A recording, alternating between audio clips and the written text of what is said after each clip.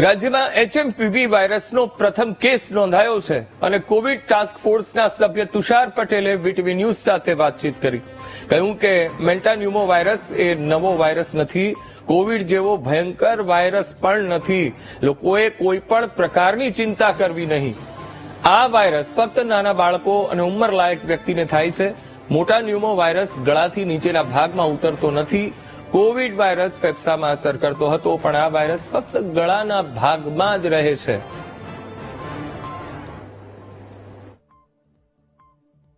ગુજરાતમાં બે શંકાસ્પદ વાયરસના કેસ સામે આવ્યા છે. રાજ્ય સરકાર એલર્ટ થઈ ગઈ છે. આરોગ્ય વિભાગે પણ 4 જાન્યુઆરીના રોજ ડોક્ટરો સાથે અને તમામ સિવિલ કેમ્પસમાં એક બેઠકનું આયોજન પણ કરવામાં આવ્યું હતું.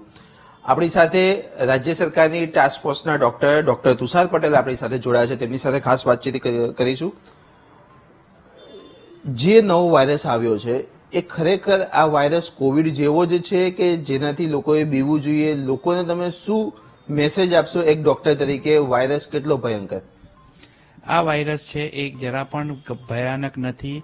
આ વાયરસથી કોઈ ગભરાવાની જરૂર નથી. આ જે વાયરસ છે આરએનએ રેસ્પિરેટરી સિન્સિટિયલ વાયરસ ગ્રુપનો એક આ પ્રકારનો વાયરસ છે જે નાના બાળકોમાં થતો હોય છે અને જે મોટી ઉંમરના લોકો હોય, જે ઇમ્યુનો કોમ્પ્રોમાઇઝ હોય, તે એવા લોકોને આવા પ્રકારના વાયરસથી સિમ્ટમ્સ આવતા હોય છે. એટલે આ વાયરસથી સિમ્પલ શરદી, ખાંસી, તાવ થતો હોય છે અને જે 2-3 દિવસમાં કંટ્રોલ થઈ જતો હોય છે. એટલે આ વાયરસથી જરા પણ ગભરાવાની જરૂર નથી.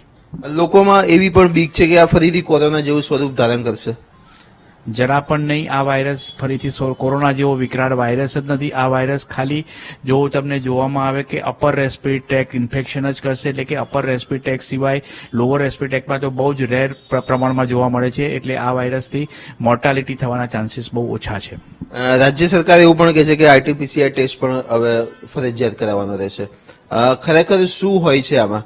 લોકોને શું એક મેસેજ શું આપશો એઝ એ ડોક્ટર તરીકે?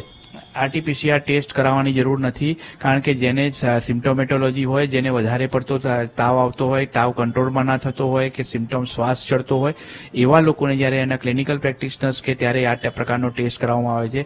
જ્યારે તમને સારીસના સિમ્ટમ હોય, ખાલી અપર રેસ્પિરેટરી ટ્રેકના સિમ્ટમ્સ હોય, તો પછી આ ટેસ્ટ કરાવવાની રહેતી જરૂર નથી. Thank you sir.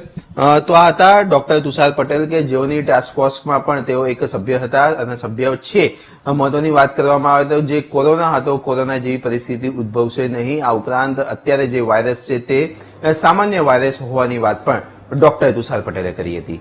Cameraman Mehul Rathod સાથે પાર્થ જાની, વીટીવી ન્યૂઝ, અમદાવાદ.